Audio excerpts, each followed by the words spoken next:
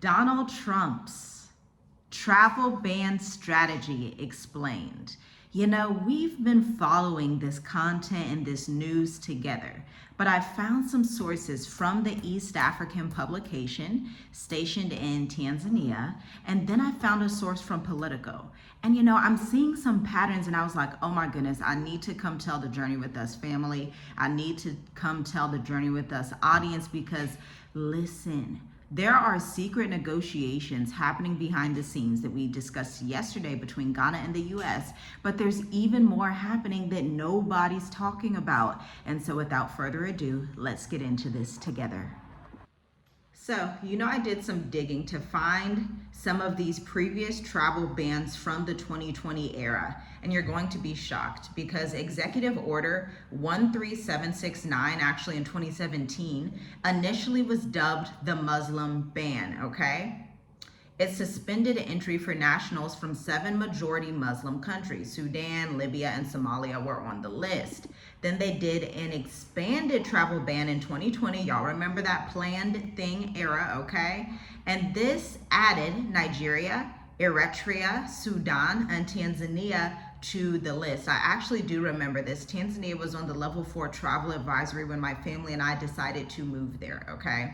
And this significantly limited permanent migration and immigration visas. Let's keep going here. This is from the White House Archives and the Migration Policy Institute, okay? They have published this information in the public for you to see. Now, this proposal that we have more recently on the 36 countries that are going to potentially be travel banned unless they negotiate with President Donald Trump.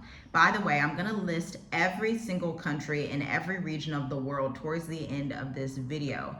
But this 2025 proposal, they're taking it a step further. This administration said, you know what, that had worked real well just for those few countries that we did that last time. Let's do more. Let's force them to negotiate. Let's do some colonialist stuff and do a little bit of manipulation because these folks, let's be honest, these people that are in charge of America and the West, this is what they love to do. So they are doing it full throttle. So understand, there is no full executive order yet in 2025, but the East African indicates Trump allies have drafted a policy to expand bans to additional African states. We already know this is true. We already know this information has been leaked. Go check out my previous video from weeks ago on this topic, okay? These restrictions are going to be imposed on families, visa issuance, and diversity visas. Negotiating bilateral deals is the goal here. So if you are an African country, i.e. like the Congo, like Rwanda, like Ghana, like Tanzania, you have something, especially Eritrea as well. If y'all don't know about Eritrea, please go watch an Eritrea documentary. This country is so special because the port that they have. Every country on the face of the planet, or at least the world superpowers, are stationed there and want to be stationed there for a long time. And you know, they have it again. This is mainly targeting Nigeria, Ghana, Tanzania, Eritrea, Sudan, the Congo, Cameroon have all been flagged. So these countries probably have some type of resource or some type of their own leverage to where the US is like, I actually want to have your leverage. Like, I want to be you. Like, I want what you have type of deal. And so President Donald Trump, he's very good with his words. He's very good at coming across as not being oppressive, but tricking you into the oppression. You gotta give him his credit for that because the way that he articulates these things is like, oh, you can come and be in the White House. You can come and be a part of America and you can come and get better deals and you can do this and you can do that. But let's pause for a moment. If you did not yet like this video, ma'am, sir, what are you waiting for? Like, I don't know why you keep coming back without liking the videos. I don't understand. Just hit the like button. It should take like 5 seconds. I'll give you 5 seconds. And then hit the subscribe button. And if you like what you see on this channel, you should go ahead and binge watch the Mauritius Africa playlist, the Black Educators Amplify playlist, and the Introvert Marketer playlist. We have actually catered everything that you need, whether you're looking for relocation, business development, because we are entrepreneurs of 9 years. Everything that you need is on this channel in one of those playlists. Go check them out and see the links in the description as well, because we have stuff for you down there too. we need to break down each of these countries and why they are targeting these countries. So Ghana specifically is right now in negotiations to avoid inclusion, okay?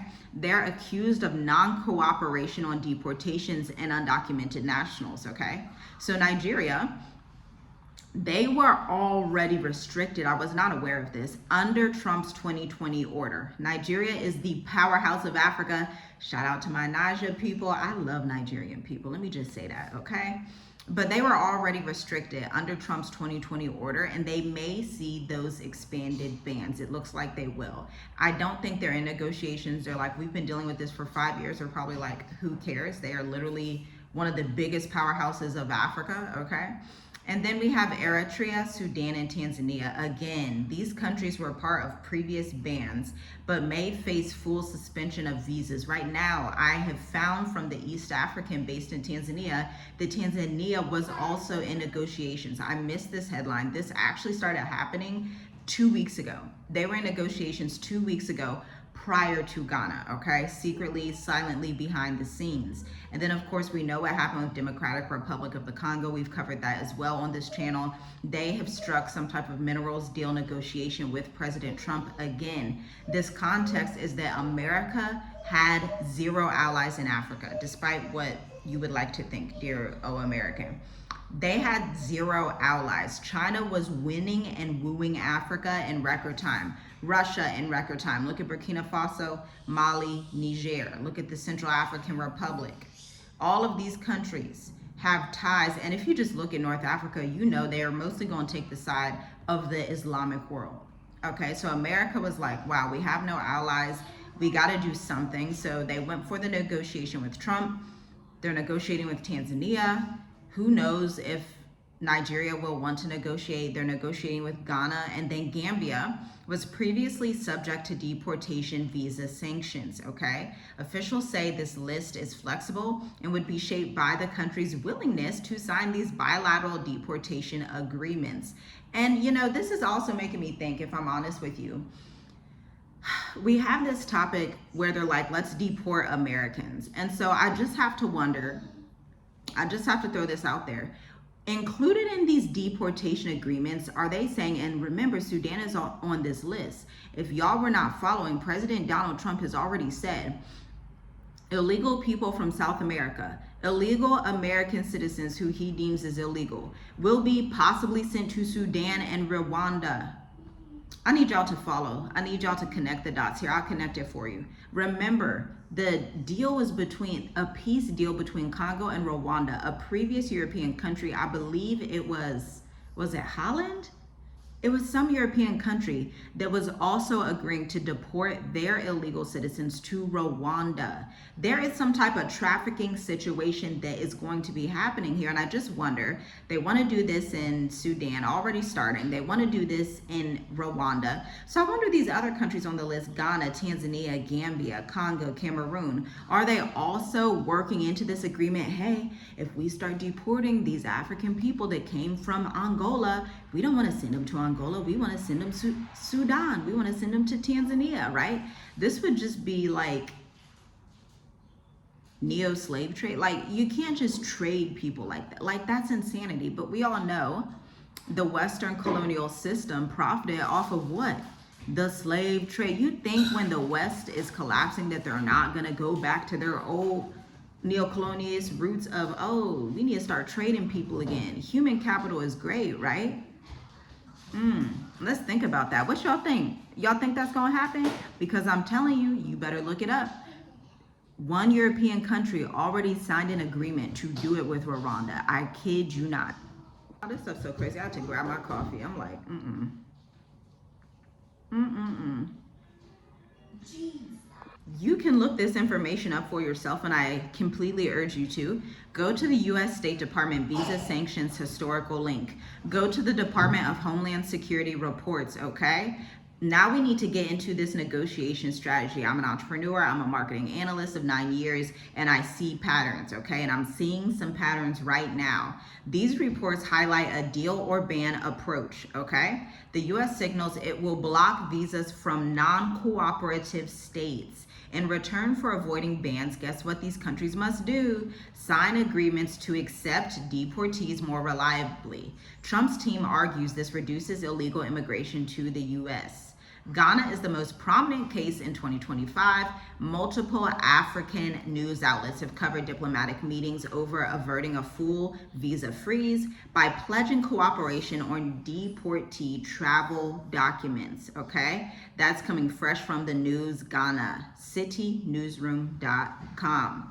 Now, let's talk about why these embassy closures matter and are parallel to the travel ban threats. Remember, I'm telling you, all of this is connected with what they're trying to do. So we are currently seeing embassy travel bans and embassy closures in 6 countries. I know CNN ain't telling you, I know. That's why I'm here. I got your back. I got your back, okay?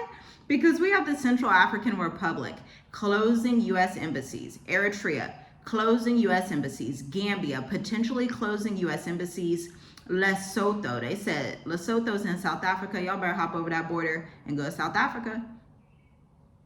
Republic of Congo closing U.S. embassies. I find that shocking because they just worked out that agreement. That's like, I guess they don't want no Americans there, right? South Sudan closing U.S. embassies. Consulates in Douala, Cameroon, and Durban, South Africa are also shutting down. I repeat, the U.S. Embassy in Durban, South Africa, for my family in that region, because I have family that has traveled to that region. Durban's U.S. Embassy is shutting down, okay? But understand, there are other consulates, I believe, in Johannesburg and Cape Town. I believe so. These closures are going to mean fewer visa processing options for their entire region. Remember, think Congo, think South Sudan, think Eritrea, Central African Republic, Gambia. They're like, we don't want y'all in America, and we don't want Americans necessarily in your country, in your region either, okay? These closures are going to change everything. They're not just banned or anything like that. This is losing access to U.S. consular services, and for Americans, this can mean delays or months of forced traveling to neighboring states for the interviews for both Americans and the African continental, our cousins in these regions, I should say, okay? And the U.S. laws are currently enabling these travel bans because Trump has a strategy grounded in Section 8 of the USC 1182, where whenever the president finds that the entry of any aliens would be detrimental to the interests of the United States, he may suspend the entry of all aliens in any class of aliens. I just love how we call humans aliens, you know, it's a great thing. This authority, upheld by the U.S. Supreme Court in Trump versus Hawaii 2018, allows broad discretion. This is key. Whenever, and I deal with contracts so much in my business, whenever something is not completely detailed and outlined, that means he's getting some leeway in how he can operate with this thing. Allows broad discretion to impose bans with few limits. Again, link Trump versus Hawaii 2018. Visit Cornell Law to understand this in its entirety. I'm so glad you're still watching this video, and listen. This is the perfect time to segue into Black Educators Amplified, the 12-week experience happening August 24th at 2 p.m. Eastern.